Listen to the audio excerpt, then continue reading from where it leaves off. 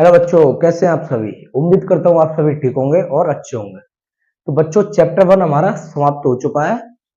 ठीक है, आज हम पढ़ेंगे चैप्टर 2, जिसका नाम है बहुपद, जिसे हम इंग्लिश में कहते हैं पॉलिनोमियल। ठीक है, तो बहुपद पढ़ने से पहले हमें दो चीज आनी चाहिए, एक चर और एक अचर। चर क्या होता है, अचर क्या होता है, ये हमें आना चाहिए। तो आइए सबसे पहले हम चर और अचर को देखते हैं। ठीक है, तो पहले लिखा हुआ है आपके सामने अचर। ठीक है, अचर क्या होता है उसे अब अभी हम पढ़ेंगे। पहले अक्षर को समझते हैं। देखिए, चैप्टर का नाम है हमारा बहुपद। उस बहुपद को समझने के लिए हमें दो चीज आनी चाहिए, एक चर और एक अचर। अचर क्या होता है और चर क्या होता है, इसे देखने से पहले समझिए। अचर होता है हमारा कोई चीज फिक्स हो। आप देखते हैं कोई चीज फिक्स है। फिक्स जैसे कि आप कभी शॉपिंग करने जाते होंगे तो फिक्स प्राइस पे कोई चीज है, तो ऐसे ही हमारा एक अक्षर होता है, उसकी वैल्यू फिक्स होती है। ये हमारा मैथ है, इसमें वैल्यू चलती है, कोई ना कोई मान होता है किसी ना किसी का, तो वो हमारा फिक्स होता है, वही हमारा अचर होता है। और चर क्या होता है, चर ये होता है कि हमारा कोई फिक्स ना हो, किसी भी चीज का मान फिक्स ना हो, वो हमारा चर होता है। तो आइए अचर क्या कह रहा है उसे पढ़ते हैं। अचर का मान सदैव समान बना रहता है। अचर हमेशा सेम रहता है, फिक्स रहता है, वो नहीं बदलता। इसके मान में कोई परिवर्तन नहीं होता, वो नहीं बदलता। मैं यही तो कह रहा हूं, या किताब की भाषा में इससे इसका मान नहीं बदलता, कोई परिवर्तन नहीं होता, उसका मान सदैव समान रहता है। ठीक है, जैसे कि यहां देखिए, इस x के साथ क्या लगा हुआ है, 9। तो 9 यहाँ पे ये परमानेंट लग चुका है। ठीक है, 9 एक फिक्स वैल्यू है। 9 ना तो 10 होता ना ही 11। 9 9 ही होता है। ऐसे ही 11 11 ही होता है, 11 भी नहीं बदलता। ये जो अंक लगे हुए हैं 9 10 11 12 1 2 3, ये हमारे फिक्स होते हैं, ये बदलते नहीं है। ये मैथ के फिक्स मान है। एक दो जो गिनती होती है वो फिक्स होती है। आप एक को दो कह देंगे, नहीं कहेंगे ना, एक एक ही रहेगा। आप 5 को 10 बता सकते हैं, या 5 को 11, आप लोग 5 को 5 ही कहेंगे। तो वही हमारा अक्षर होता है। तो ये जो चल रही है 9 11 7, ये हमारे क्या है, सभी ये हमारे अक्षर है। ठीक है, तो हम अक्षर इन्हें ही कहते हैं। अब चर क्या होता है, चर का मान मैंने बताया कि इसका मान बदल जाता है। क्या लिखा हुआ है, चर का मान सदैव समान नहीं रहता, इसका मान बदल जाता है, इसके मान में परिवर्तन होता रहता है। ठीक है, होता है या होता रहता है। अब आपने तो देख लिया, यहाँ 9 11 7 11 13 18, ये सभी मैंने आपको अभी बताए हैं, ये सभी हमारे अक्षर हैं, ये तो नहीं बदल रहे। ठीक है, लेकिन इनके साथ जो एक्स वाई जेड चल रहा है, एक्स वाई जेड, आपने यहां देखा कि एक्स के साथ क्या 9 था, और आपने देखा यहां एक्स के साथ क्या आ गया, 11। तो आपने देखा बदल गया नहीं बदल गया।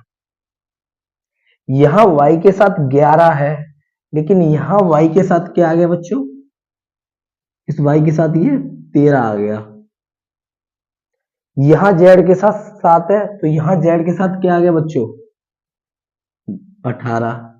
तो आपने देखा, और एक चीज आज तक आप करते आए हैं, आपने देखा कि जब आप कभी किसी भी चीज को सॉल्व करते हैं तो x के बराबर कुछ मान आता है। जैसे मान लिया हमने x बराबर 7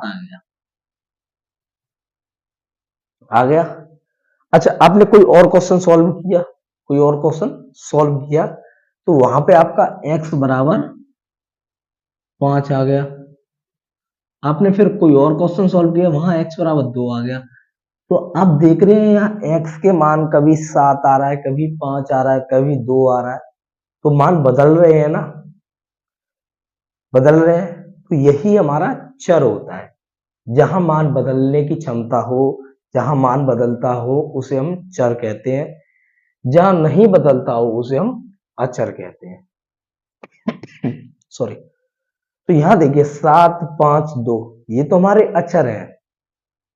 इतनी आएगी। जो x है ये कैसी है, चर, क्योंकि x के मान ये बदल रहे हैं, तो यही हमारी चर और अचर होता है। उम्मीद करता हूं आपको समझ आया होगा।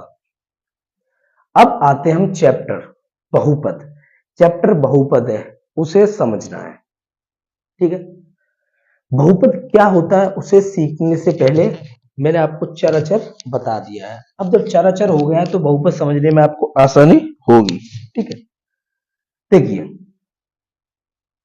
यदि व्यंजकों में, अब ये व्यंजक क्या होते हैं, एक व्यंजक, दो व्यंजक, पद, ठीक है, एक दो तीन चार, यहां एक्स वाई जेड ये सभी हमारे व्यंजक कहलाते हैं, ठीक है।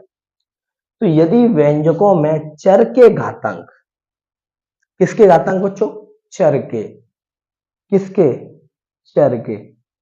अब यहां मैंने कुछ उदाहरण लिए हुए हैं, ये कुछ उदाहरण है, देखिए पहले मैं पूरी पढ़ाता हूं।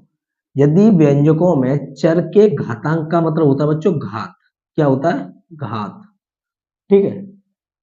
पूर्ण संख्या है, कैसी संख्या, पूर्ण संख्या।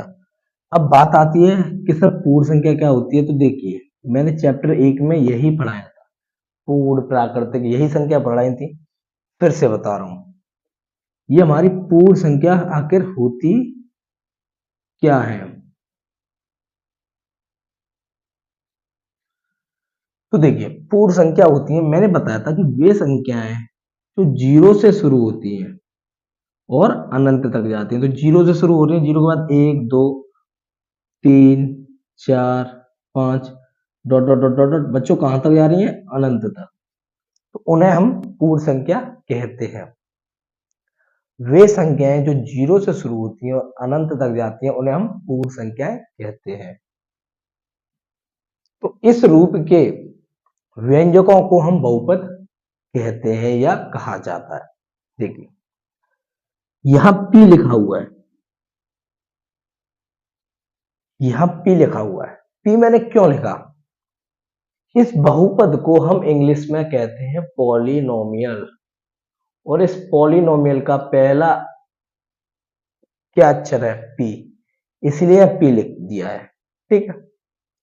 या कुछ भी लिखिए, क्यू जेड कुछ भी लिखिए, मैंने पी लिखना, ज्यादातर पी लिखा जाता है क्योंकि पी इस बहुपद को दर्शाता है, पी फॉर पॉलिनोमियल, ठीक है।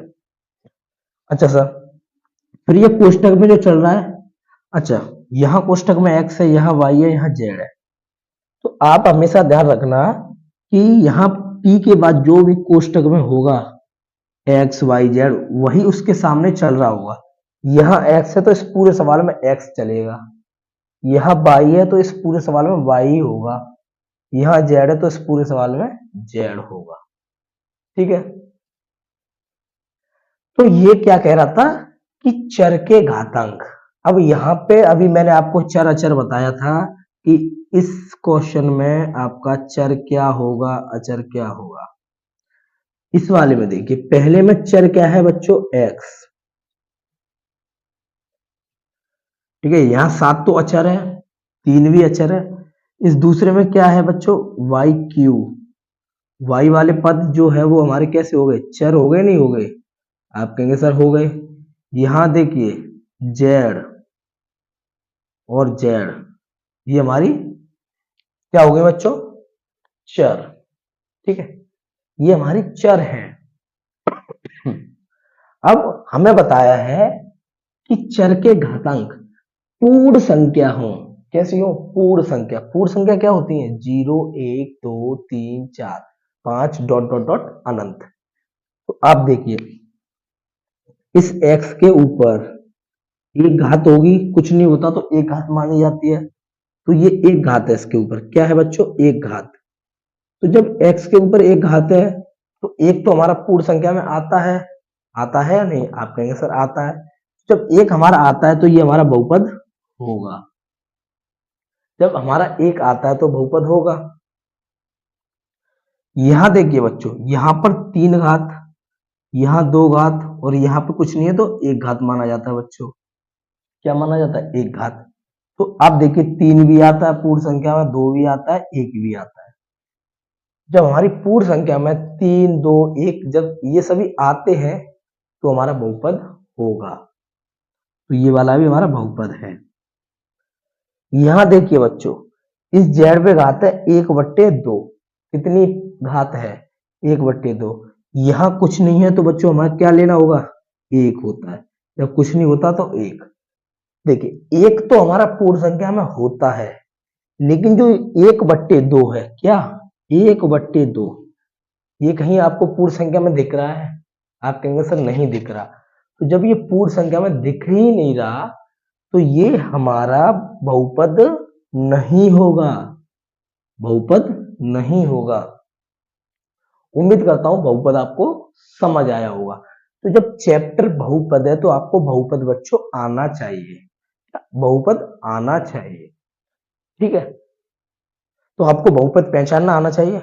मैंने आपके सामने लिखा, यहां लिखता हूं मैं कि यदि पी क्यू बराबर क्यू की घात 5 प्लस क्यू की घात 2 प्लस 5, क्या ये बहुपद है?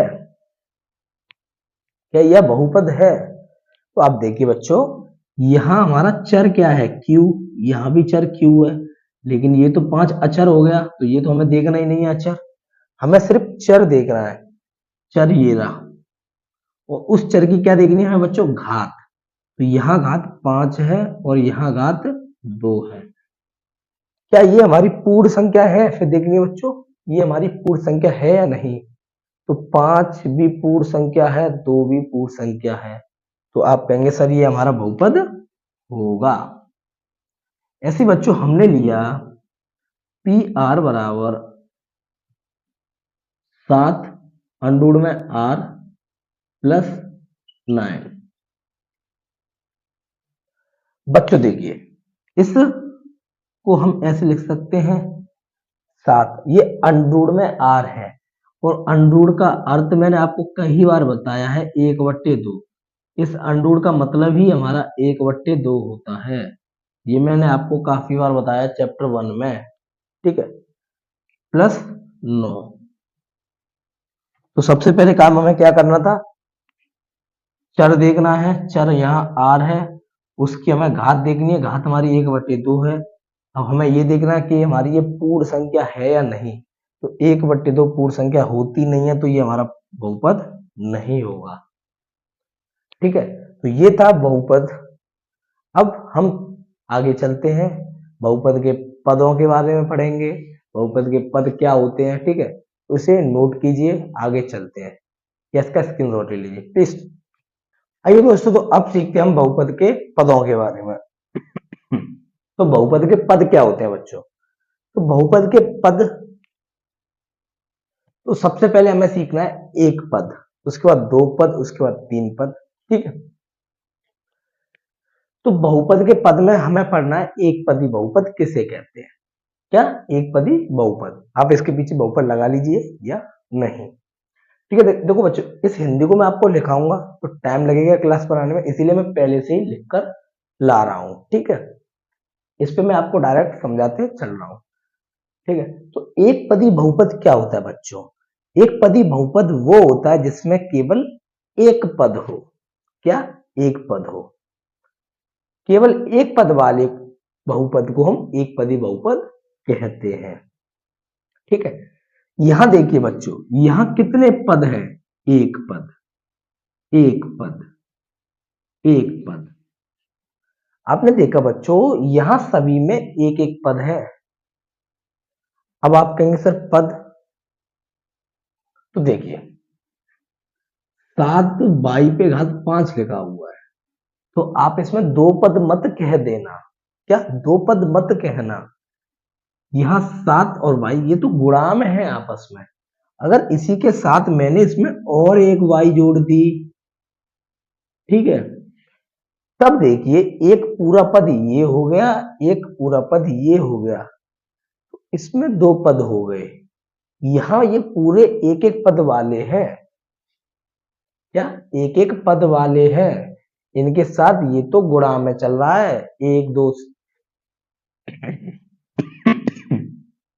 बच्चों जो अक्षर है ये 7 का, 2 का, ये जो अक्षर है, ये जो अक्षर है इन चरों के साथ, ये जो चर है इन चरों के साथ गुणा में है। ये किसमें है? गुणा में। तो हमें ये पूरा बताना है बच्चों, इसके सहित पूरा एक पद है। आगे देखिए समझ आएगा। दो पदी किसे कहते हैं? जिसमें दो पद हो, केवल दो पद वाले बहुपद को हम दो पदी बहुपद कहते हैं। इसमें देखिए बच्चों, इसमें एक पद ये रहा पूरा और एक पद ये रहा, दो पद है।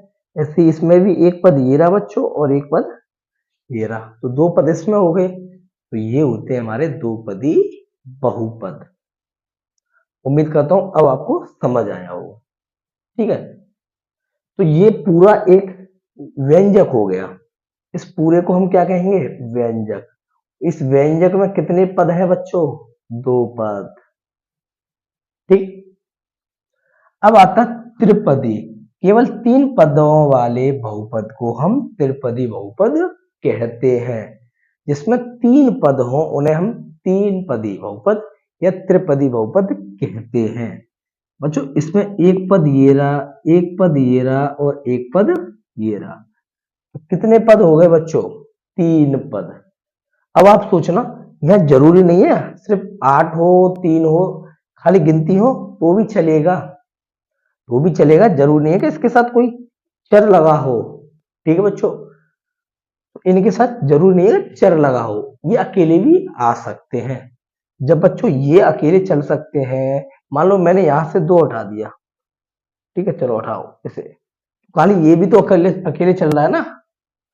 एक्स वाई जेड जो होते हैं वो भी तो अकेले चलते हैं, तो ये भी बच्चों अकेले चल सकते हैं। ठीक है, तो ये होते हैं हमारे पद ज्ञात करना। मैं आपके सामने एक रख दिया, 2x⁵ plus 3x⁴ plus 2x⁵ plus 7x² plus 8x plus 9। तो बच्चों इसमें कितने पद हैं? आप मुझे बताइए बच्चों, इसमें कितने पद हैं? ये जो मैंने आपके सामने अभी क्वेश्चन लिखा है, इसमें कितने पद हैं? तो गिनते आइए। आप कहेंगे सर एक पद पूरा ये रहा, एक पद ये रहा, एक पूरा पद ये रहा, एक पूरा पद ये रहा, एक ये रहा, एक ये रहा। आप कहेंगे सर 1 2 3 4 5 6, टोटल 6 पद हो गए इसमें। ठीक है, तो ऐसे करके काफी बन जाएंगे, 4 पदी, 5 पदी, 6 पदी, 7 पदी। हमें नहीं इतना पढ़ना। ठीक है, आप इतना पढ़ेंगे तो ऐसे तो ये खत्म ही नहीं होगा। 100 पद, 1100 पद, 1000 पद, कितने भी आ सकते हैं। तो हमें अपनी जानकारी के हिसाब से थोड़ा थोड़ा सीखना है। हमें इतना पता चल गया कि हमने 3 पद तक पढ़ लिया, अब हम आगे बता सकते हैं कितने भी पद हो। आपने बताया ना इसमें 6 पद है बच्चों, इसे हम क्या कहेंगे? 6 पदी बहुपद। ठीक है बच्चों, 6 पदी बहुपद कहेंगे। अच्छा, अब मैं आपको इस चैप्टर का अर्थ समझाता हूं। आपने यहां देखा है बच्चों क्या डला हुआ है? बहुपद। अगर बच्चों मैं इसे तोड़ूं तो इसका मतलब है बहुधन पद। बहुधन पद, बहु माने बच्चों बहुत और पद माने पद। जिसमें बहुत सारे पद हों उसे हम बहुपद कहते हैं। ठीक है बच्चों, जिसमें बहुत सारे पद हो उसे हम क्या कहते हैं? बहुपद। मान लीजिए मैंने लिख दिया x की पावर, कुछ भी लिख लिया मैंने, यहाँ 18 से चालू कर दिया, प्लस 3x की पावर 17 प्लस 8x की power 16 plus dot dot dot x की पावर 3 2, ऐसे करके बच्चों ये हमारा आएगा। तो आपने देखा मैंने कहीं से भी चालू कर दिया, यहाँ 18 से, इसमें बहुत सारे पद है, इसमें हम गिन सकते हैं बच्चों। यहाँ 18 तो मैं आपको गिनना भी सिखाता हूं बच्चों, कैसे गिनते हैं। ठीक है, गिनना भी सीखते हैं। यहां तो आप बता सकते हैं सिर्फ एक पद है, बता सकते हैं। 2 पद है, 3 पद है। यहाँ बच्चों 18 से घात से चालू हो रहा है। किससे चालू हो रहा है? 18 से। आपने देखा कि इसमें पीछे घटते जा रहा है, पीछे कम हो रहा है या नहीं? आप कहेंगे सर हो रहा है। 18 के बाद 17, 16, 15, 14, ठीक है। यहाँ आके इतना, इसे हटाइए। यहाँ आके बच्चों 1 हो गई घात। इस पे घात कितनी होगी बच्चों? 1। आपने देखा 18 से लेकर 1 तक, मतलब 18 पद हो गए नहीं, मतलब उल्टा पढ़ रहा हूं मैं। 18 से 1 तक आप सीधा पढ़े, 1 से 18 तक, 1 से 18 तक 18 पद हो गए। और एक पद और मैंने अलग से जोड़ दिया है, मान लीजिए 8 जोड़ दिया, तो 19 पद हो गए। तो आपको देखना है, अगर घातें ऐसे अगर सीधे सीधे दिख रही हैं तो आप बता सकते हैं। या 18 से मैं पीछे चल रहा था 1 तक, तो 1 से 18 तक तो सीधे सीधे गिनती होती है। लेकिन बच्चों ये 8, 9 ये जो अक्षर पद होते हैं वो और जुड़ जाते हैं साथ में, तो 1 बढ़ा दिया मैंने, 19 हो गए। ठीक है, ठीक। आप इसके लपटे में मत पड़िए, आपको समझ आ रहा है तो अच्छी बात है, नहीं तो कोई बात नहीं है, ठीक। लेकिन आपको ये समझ आना चाहिए, और बहुपद का अर्थ उम्मीद करता हूं आप समझ चुके होंगे। ठीक है बच्चों, तो कल हम पढ़ेंगे अपना बहुपद के गुणांक, रेखिक बहुपद, ठीक है, ऐसे पढ़ेंगे। और हम 2 क्लास में बेसिक अपना खत्म करके एक्सरसाइज की तरफ चलेंगे। इसमें कोई ज्यादा बेसिक नहीं है। चैप्टर 1 था जिसे समझाना था अच्छे से, क्योंकि वो चैप्टर हर किसी में आता है, इसीलिए मैंने उस पर क्लासेस ज्यादा बनाई थी।